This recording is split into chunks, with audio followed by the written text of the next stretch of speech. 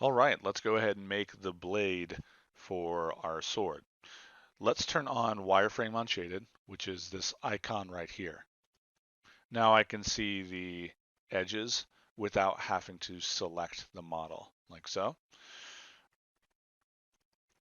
Let's go ahead and scale this. So I'm going to select the cube, and I could use the scale tool by pressing R, right? Or coming over here and clicking on scale and then scaling it like this. But let's go ahead and just type in some values. I'm going to go to the channel box layer editor. Scale X, let's change this to 1.5. Scale Y, let's change to 40.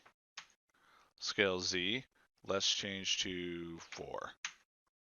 And if I come over here and click on the blade and press F, you'll see this is what it looks like. Let's go ahead and move this so it's on top of the grid for now. I know that this is 40 in its length, and it's exactly halfway there. So if I go to translate Y and change this to 20 and press enter, you'll see it will pop up on top like so. Great. Next, let's go to face mode. I'm going to right click and hold while hovering over top of the mesh. And you can see this brings up the marking menu. With the marking menu, I can go to edge mode, face mode, vertex mode, and object mode. And there's some other things I can do in here. There are lots of marking menus. I would encourage you to use the marking menu to go to the different component modes. I know that face is straight down like this, and I can hover over face and let go, and now I'm in face mode, and I can select faces like so, right? Um, I can also right click and drag down quickly to get to face mode. So the more you use this, the quicker you'll be at going from one component mode to the next component mode without even having to wait for it. Alternatively, you can go to the modeling toolkit and navigate through component modes here. That's just going to slow you down, but that's another way to do it. All right, so again, let's go to face mode, and I'm going to hit Q, which is a shortcut for getting my selection tool right here. I'm going to select actually, sorry, before we do this, let's go to edge mode. Edge, let's select just this top edge here. Hit W, which is the same as clicking over here. That's the move tool. Then I'm going to press spacebar, which will open up these different views. And you can see right here is the side view, right? I'm going to hit W again while hovering over that view. And then I'm just going to move this up.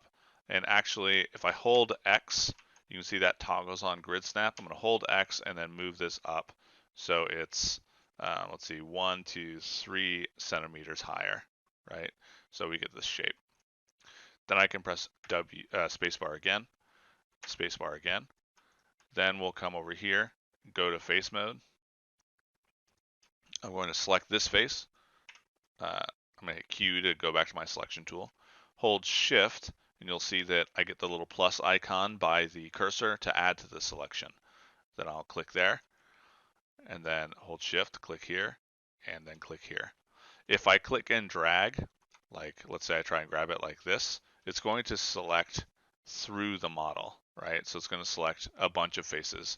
And this is the marquee selection, which is really powerful. We can like invert our selections and all that. But just as a beginner, let's go ahead and just select this face, hold Shift, click once, click once, click once. So I encourage you as you're going through this tutorial to stop whenever you have a selection and make sure that's the only thing that you have selected, right?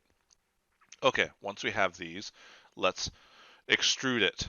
We can go to the modeling toolkit and click on extrude, or I can go over here, click on extrude, or the shortcut, which is worth knowing, is Control E. So I'll press Control and hold it, then press E, and now we get this. This window here, I can click and drag on these words like so to manipulate the function. So if you try clicking on thickness and dragging, you can press Z to undo.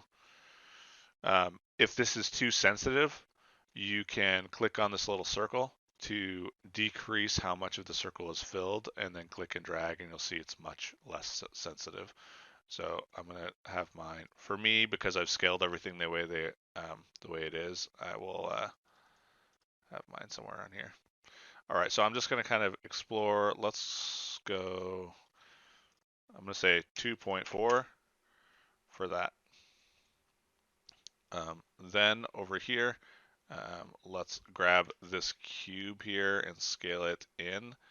And I'm gonna zoom in. I can hold Alt, right click and drag, and then middle mouse click to zoom in. And I don't want this to touch each other. I want to give this blade a little bit of thickness, right? So if I do this, you can see it's passing through itself, which we don't want. So give it a little bit of thickness. So something like that is good.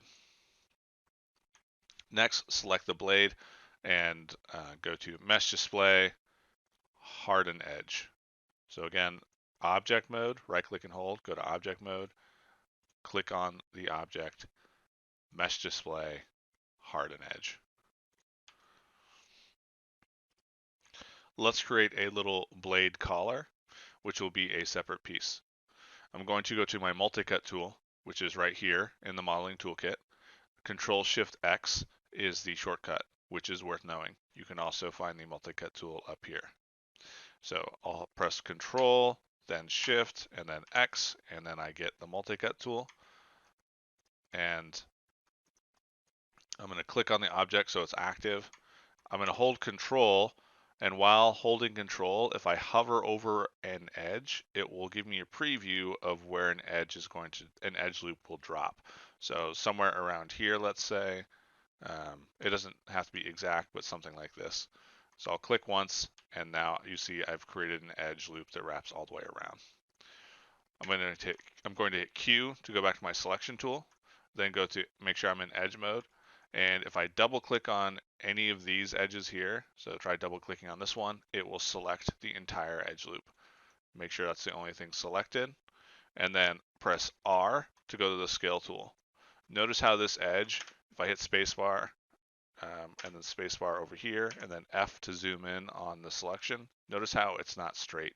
I want it straight, so with the scales tool selected, I'm going to grab this green arrow and drag it down. You'll see that flattens it out.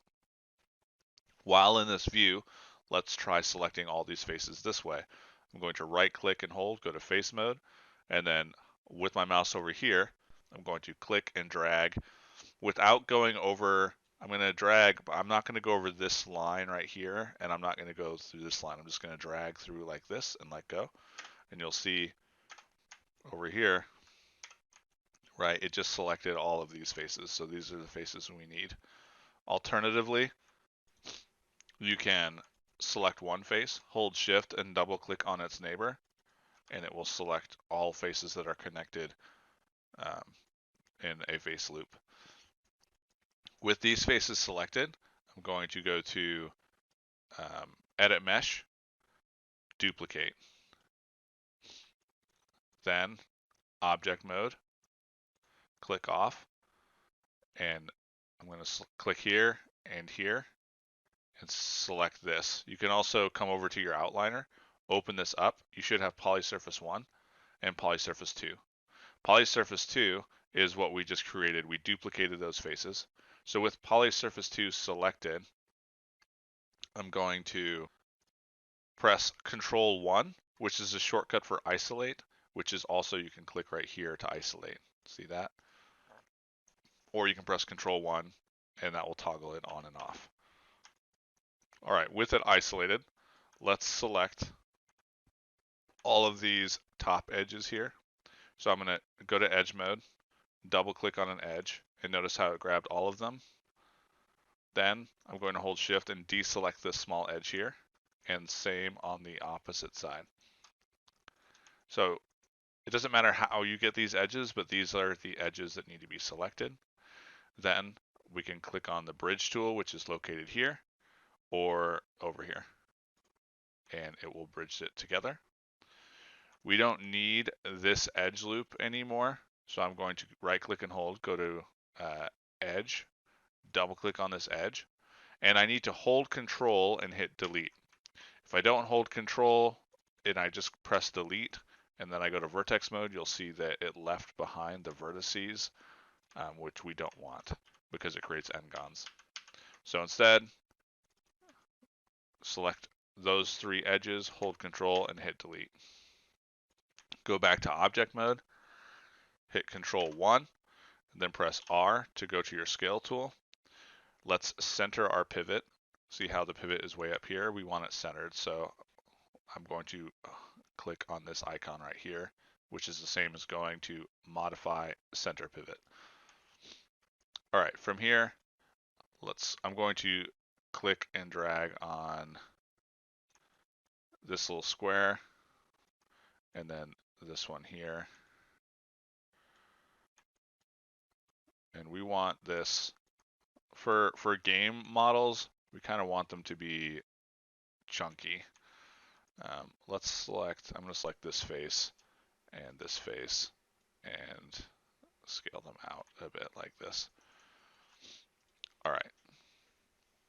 So it's okay if yours isn't exactly like mine, but this is what I have so far.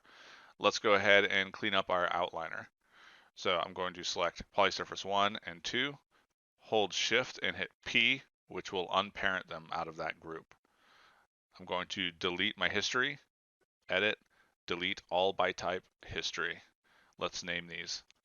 I'll name this and to name this, you can click on polysurface 1 and double click on it. Let's name this blade underscore low. Whoops. Make sure that this is spelled the exact same way and that low is lowercase l, has a lowercase l. Then press enter. This one we can name collar underscore low and press enter. Now is a great time to save it. So file, save scene as. We'll name this version 02 and hit save. And I'll see you in the next one. Thanks.